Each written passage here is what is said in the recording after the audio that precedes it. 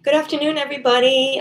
This is Lisa. I am here doing, once a week, I'm doing the 70s. Each year I'm breaking it down, and I am going to be discussing my memories of that year, some obscure music, some maybe a tiny bit of fads, basically what I remember from that year. And of course, my favorite, one of my favorite albums. This is the closest I could get to a bouffant. So because bouffant was very prevalent in the late 60s and the early 70s, and this is what I remember from 1970. And let me show you a pic of me and my mom on my second birthday, and look at her bouffant. Look at that. My mom was 24 then, and it's funny because a lot of those fads, a lot of those looks, and the hairdos and so on and so forth made everybody seem to look a little older than the age they really were. And if you look at them nowadays, they look so much better. But that's me as a little tot when I was 2. This was taken right before my birthday party. And the number one song of that very day was Bridge Over Troubled Water by Simon and Garfunkel. Yes, I remember. I don't remember this, but there's a lot of other things I remember. Some of the pictures I'm showing you that I remember that when they were exactly taken. That's how good of a memory I actually have, believe it or not, in my 52 years. So I'm going to be discussing mostly a lot of music, and there's maybe an obscure movie or two and some fads and fashion. And you can tell me at the end of the video, you can give some feedback of what you remember about 1970. First of all, my favorite album from, I say album and 8-track of 1970 was album not many of you might know, and everybody probably thinks that Carole King's very first solo album was Tapestry in 1971, but it actually wasn't. It was an album called Writer. And it's a mixed bag. The production's a little bit muddy, but that adds to the appeal, in my opinion. It has a lot of, it sounds dated, which I love. That's actually what I love. I don't want to hear polished. Everybody likes polished. It's the norm. But you should check that out if you're a Carole King fan. It's got a mixed bag. It's got some country sounding songs, some jazz. One track in particular is called Raspberry Jam, and it's a simple sounding tune about a girl named Sally who loves to watch things grow, and then she meets a guy and has 5 children, and they all sit down together for their toast and the raspberry jam. But the main thing is the music, the organ, the guitar, and you got to hear the end. It is phenomenal. It's just this organ swirling over and over and over again, and then it fades out. And what I didn't realize is that you need headphones to hear the very end of it. It's kind of like those ones that fade, and yet the organ is still playing. And it's just an awesome song. It's very psychedelic, very trippy at the end. And I couldn't find my CD, but this is one of my favorite album covers, and it's very different and it's very trippy. I had it done. I have a huge poster on my wall of it and blown up. It's 24 by 36. This one is a mini poster without the title, and I had it done in sepia tone. But look how trippy this is. Look at this. It's like a winter's day in white background, but yet there's a rainbow here, like spring. And I love her hair when it was straight like that. It's got kind of a little bouffant, and it curls down. And that dress is actually purple. Very, very psychedelic looking. I was just in awe and intrigued by this album cover I saw it when I was 3, because that's when Tapestry came out, and then people wanted more Carole King, and so my parents bought this on 8-track, and I would just stare at it, and I couldn't figure out if the title said Writer or Winter, because I think Winter would be a great one for that, but it's like winter, spring, like coming into the solstice. And that is one of my favorite albums from 1970, and that holds a lot of memories for me. That was released in May of 1970, but it was re-released in 71 around April, and the highest it ever got in the charts was number 84. But a lot of times for me, the ones that didn't make the chart or didn't chart very high were some of my favorites rather than the mainstream. And anyway, this a lot of these things you can order on eBay too from 1970 or what year. This was a perfume called Looking Glass Cotillion Cologne. And look, the original box. This was straight from 1970, and I actually took a whiff, and it smelled like my childhood. Yes, I am a very, very weird and unique and eccentric person in my own ways. And look, this is what it was. I believe my mom had this.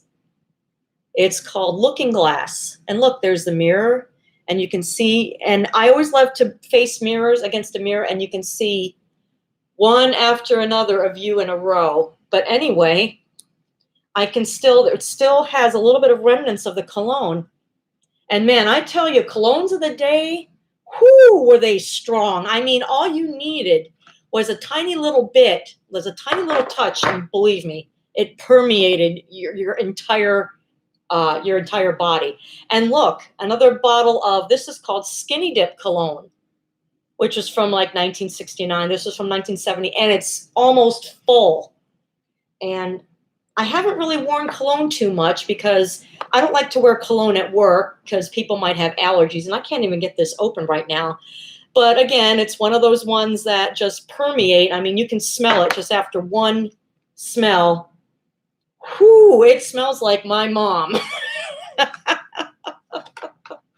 And I'm going to get to more pictures, and I'm going to discuss a lot of the clothing. Like here's the bouffant hairdo, and a lot of the clothing was, of course, you can see paisley and polyester. And we always wore knee-high socks, and the shoes were always patent leather for the most part, always patent leather. And the adult shoes were icky looking. They had the square toe, and it was all patent leather with like little bitty gold or silver kind of baubles on the front. And flares. Bell bottoms were kind of coming into style. And of course they wore gaudy earrings. This was all the gaudy 1970 style I can get. And later on, as the years progressed, makeup was all one color, particularly blue or like pastel blue or like a really, really bright sky blue or green. And it was all up to here. And the makeup we called rouge. And a lot of times it was, again, very dark colors. And it was in little pots usually. And it was all like oil-based. And my mom didn't really wear a whole lot of makeup, but it was prevalent in that day. And as far as hairstyles go to the men, it was always parted on the side and kind of slicked back, kind of like coming out of the greaser look, but with a little more like pushed up. And of course, sideburns were the big thing of the day. And porn star mustaches didn't come into vogue maybe until like the mid to late 70s when disco hit. And we'll cover that later on in a few weeks. And here's another picture I remember just as plain as day. This was Halloween, 1970. My mom dressed me up as a gypsy. This was at my aunt's house. And look at the Buster Brown shoes. Those were so popular. And of course, I had a pair. And as you can see, and this, October 31st, 1970, Santana's album Abraxas hit the #1 on the charts. And of course, it was an overrated up till now, but it was still an awesome album. This was Christmas of 1970. Remember these trees that were all only silver and we didn't have lights in? All we had was this multicolor disc that rotated, and it had green, red, yellow, and like another blue, and it would rotate. And it would make the tree look very colorful. And this carpet was a god-awful blue. And look at the vinyl. The vinyl, that's the vinyl rocking chair. And of course, those lamps. But boy, I tell you, 1970 was one of my favorite years because it was very transitional as far as music goes. And I'm going to be covering that. This was me. This was in the Florida room. Look at that carpet. How tacky. Orange and blue. Later, my dad replaced it with a gross shag red.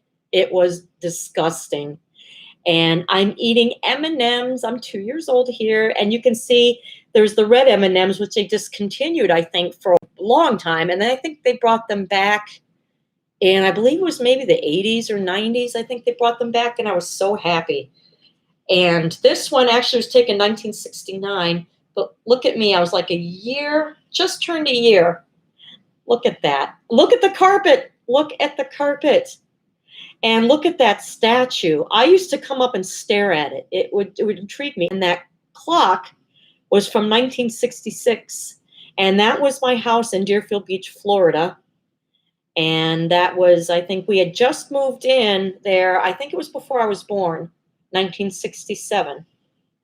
And that was me then. Okay. Now we're going to cover a little bit of movies and music. One movie and soundtrack that is excellent. One movie nobody might be familiar with is a movie called Zabriskie Point. I never saw the movie. All I know was about campus protests and the main character trying to bail his partner out of jail and so on and so forth. And he meets this one girl, pot-smoking hippie girl with good intentions. The actors were named Mark Frechet and Daria Halprin. And the weird thing is they used their real first names in the film. I guess maybe they couldn't come up with anything more creative. And this was a movie by Michelangelo Antonini. And the soundtrack has some, here's the soundtrack and the movie. If I've never seen it, never really had interested, but this has some awesome Pink Floyd songs. They were Heartbeat Pigmeat, Dark Star. Oh no, that was Grateful Dead. Grateful Dead's Dark Star. You have to catch. This is an excerpt on it, but if you listen to get the CD Live Dead, you can hear it in its entirety, and it's phenomenal. And the other Grateful Dead, Pink Floyd song is Crumbling Land. And the very last one, number 51, Your Time Is Up, was almost like a remake of Careful with That Axe, Eugene, on one of their albums. I think it might have been A Saucerful of Secrets when Syd Barrett was still in the group. But anyway, those songs are phenomenal. It's a mixed bag, too. It has Tennessee Waltz by Patti Page, John Fahey, who people might have not heard of, called Dance of Death, and another group called the Kaleidoscope, which a country sounding called Brother Mary, which I actually liked. But it's worth it just for the Pink Floyd songs if you want to check this out. It's called Zabriskie Point, and it has outtakes and some other Pink Floyd songs, which I haven't really listened to disc 2, but I'll have to check it out. It's bonus disc. So anyway, that is the movie and the soundtrack, which is really a good soundtrack. And another CD that popped up I happened to check out that nobody probably ever knows about. I heard the song on Pandora once on a 70s channel, and it was called Food for My Soul, and it was really nice, kind of jazzy sounding, and it was a band called The Dragons. And believe it or not, the Dragons were named after a family with the last name Dragon, and you know him best as the captain with the stupid hats with Captain and Tennille. Daryl Dragon was part of this group, and it was all mainly keyboards. And there's the album cover, The Dragons, and it was shelved, but it was re-released, I think, sometime in the 90s. And if you want to check that out, definitely check it out. That is one of my favorites as well. Sometimes I find a lot of obscure stuff on YouTube. I go along and finding certain songs, and I check this out and check that out. And if I like it, a lot of times what I go to is I go to yout.com, and you can download. You can download it downloads onto your computer, and you can burn it onto CD. And I've been doing that, and believe me, I've been going nuts with this. One after another. I'll record this, I'll record that. But anyway, check out a song called Food for My Soul if you'd like on YouTube. You can check out there. And if you like it, you can either download it, or I got the CD. good songs on here. There's Cosmosis, which is an instrumental. Of course, Food for My Soul. There's, what else is a good one? Let's see. Sunrise Scenery, On the Wall, Are You There? It's just a mix, a very, very nice keyboard driven um, CD. And another one of my favorites also from 1970 was the Allman Brothers Band, Idlewild South. I'm sure a lot of you know this album, and I love the Allmans. The Allmans are just one of my favorites as well. And my all-time favorite song on this album, this CD, along with my all-time favorite from them period, is In Memory of Elizabeth Reed, which is really, I love the mellow organ in the beginning. It just reminds you of just a very relaxing day with nothing to do, particularly on a Sunday, and you're just kind of kicking back, kind of going into a nap. Anyway, how the title became was, I think it was Greg Allman or one of them were going through a graveyard, and they came across this one stone called In Memory, and it said In Memory of Elizabeth Reed, and that's where it stems from. And the rest is history. And of course, the third album by Yes was being recorded. You all know it as the Yes album, which was the Yes album, excuse me. That was released in 1971, but it was recorded in autumn of 1970. And that cover is very strange with the mannequin. I don't know where they came up with the idea, but this, of course, is like their breakthrough album. And this one, and of course, other favorites, which were the following year, which was Fragile, and then there was Close to the Edge, which was an epic. But this was the great breakthrough album of theirs, recorded in 1970. Another obscure band, which maybe very few have heard of, is called Blood Rock. Very hard driving rock with a lot of organ. That's what I liked about 1970. Like from 1968 to like 1971 was all very trippy, organ driven. I mean, trippy, psychedelic, lots of Hammond B3, lots of echo, lots of wah-wah guitar. You name it. This is why that was one of my favorite years. And the songs on these, and it's a Texas band too, they started in 1969 and they disbanded in 1972. Or actually, they went a different direction. They went in this really, really awful sounding jazz. And I love jazz, but that is not good jazz. The name of the albums were Triptych and Whirlwind Tongues. Unless you like that kind of music, check them out. If not, it's bad. I've heard a lot of it. Anyway, one of my favorites was Wicked Truth. Very hard driving drums in the beginning and just an all around really phenomenal tune. Fantastic piece of architecture is a ballad. It tells about a man who creates this great masterpiece of a house, and he just sits on a hill. He just admires it for so many years, and then he finally decides to go in it and he drops dead. Blood Rock had a lot of kind of morbid songs. They had the only one that reached the chart in early 1971, and it was recorded in 1970, called DOA, Dead on Arrival. And somehow it hit the charts, and it only hit number 36.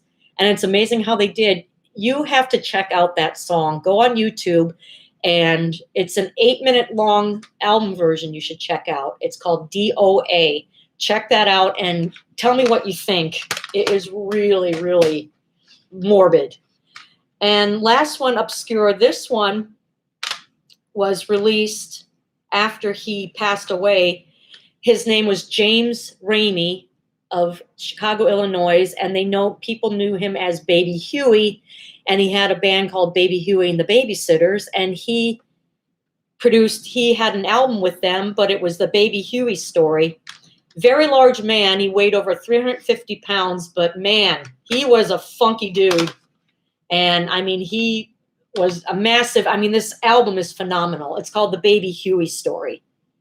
And poor guy, he looked so sad. He was overweight, and he also died of a heroin addiction. Very sweet guy from what I've read. And this album has a lot of songs that were sampled by hip hop artists. And I think I heard one of them in the song called Hard Times. The very beginning sounds like it was sampled. Anyway, there is a remake of California Dreamin', and some of the songs were written after his death. It was actually it was released as a instrumental. It's called One Dragon, Two Dragon. It's just a very good obscure album all around. You have to check that one out if you're into funk, like I am. 1970 to me was the first year that funk became a household world, and I think who started that was Sly and the Family Stone.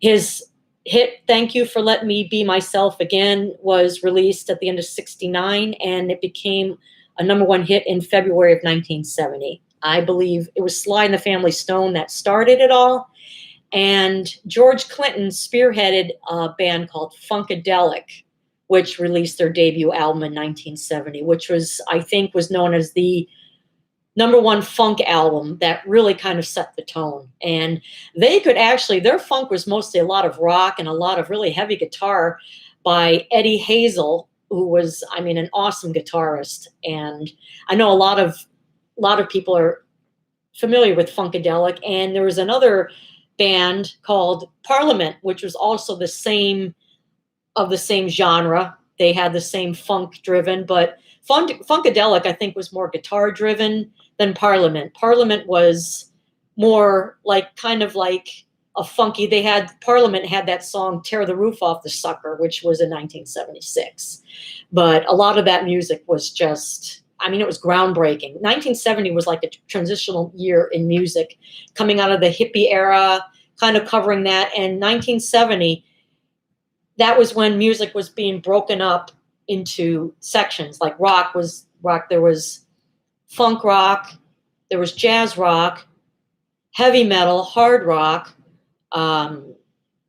progressive rock, which was mostly kind of like had a classical, I guess, Yes was a classical rock, a progressive rock kind of sort of band, along with Emerson, Lake and Palmer. I'm not really a huge fan of theirs, but I like a little bit of their stuff. But that was kind of a groundbreaking year for music. And also, another thing I'd like to mention, I already showed you the photos and everything, all my favorite bands and the hairdos. And a lot of times 1970 was more sometimes just the long hair that just hung. And of course, people were still doing this. And it was, of course, the first Earth Day. And the first, John Lennon and Yoko Ono did their Year One for Peace at the very beginning of 1970. He recorded Instant Karma in early January 1970 and became a #3 hit around March or April. And of course, we all know the Beatles break up. And I believe that was a shock to everybody. And the one quiet Beatle, believe it or not, he was the more ambitious one in the very beginning, and nobody knew about it. He actually released 2 unknown albums that were a little bit quirky, not really sounds of his full potential. But he came out with the ambitious 3-album set of All Things Must Pass. And I had the pleasure of listening to that in its entirety. And there's a bonus disc of jams called the Apple Jam. And I forget a lot of it. It's been a long time since I've actually listened to it. And I don't actually have it in my collection, but I have to get it because it is truly the first album of any of the Beatles that was released and went to #1. No, actually, I'm sorry, I'm wrong. It was Paul McCartney's McCartney, which was a mixed bag, which was him at home in the studio overdubbing. He did the bass, he did the drums, he did the guitar, the piano. And that was when he lived on his farm in Scotland. And after the Beatles break up, he became very depressed and wasn't really into doing any music anymore. And of course, Linda, which was his ever-present sidekick, along with his soulmate, who really early encouraged him to get working on it, and the rest is history there. But pardon my babbling, I thought of all my own memories from 1970, being the Christmas of 1970, Halloween. And I remember another time too when I was at the park and my mom, I remember I was on one of the merry-go-rounds and I fell. And I see my mom coming up to me with her bouffant hairdo to come save me and give me a hug. And that's the bits and pieces I remember of 1970, along with being up north at my grandmother and grandfather's house in Hillman, Michigan, which was a very small town. It wasn't even on the map, 5 hours away from Detroit. And what I would do is I'd sit on the floor, I'd go through my grandmother's, all her canned foods, and I'd rip off all the labels on them and line them up. And every time my mom would try to kind of either help me or take them away, I'd be like, no. And my grandfather, I remember it was snowing up there. My grandfather took a box and made a nice little stove, like a nice fake stove for me. And it was just all such a sweet, I mean, such good times. Times, I mean, what a simple time back then, especially when you're little. Your mind has no clutter. And I think that's why you remember things in so much. You take everything in. And speaking of toys of the 70s, Fisher Price was I mean, I had just about every Fisher Price toy you can imagine. The boat, the yacht, of course, the house where it had the little doorbell and you open up and it has the staircase, which was phenomenal. And a lot of different, I had the desk, the school desk, you name it. And another toy I got for Christmas, which was my favorite, was this tiny little shopping. It had fake little shopping, like vegetables and fruits, and it had a little bitty shelves of like fake boxes of Domino sugar and cereals, and it had a little bitty cart and a weigh scale and a little, oh my God, it was my absolute favorite. And back then, kids played with toys until they fell apart.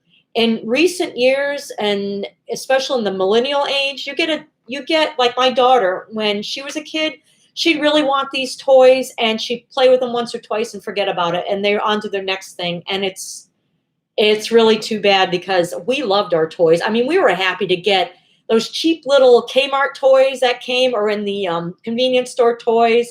We were happy to get those. I mean, the 70s was such a simple time. And this was 1970 here was one of my favorite years, especially for music. And I would love to hear your thoughts of 1970 and what your favorite memories were. I would love to hear it. Please comment. And I'm sorry if this was rambling on and on. This is a live video. And I'm going to be posting this up in a few minutes. And I hope you tune in and give me your opinions, your comments, even your criticisms. I welcome them all. Anyway, everybody have a very good week and a very good weekend. And I will see you next week when I cover 1971. Bye.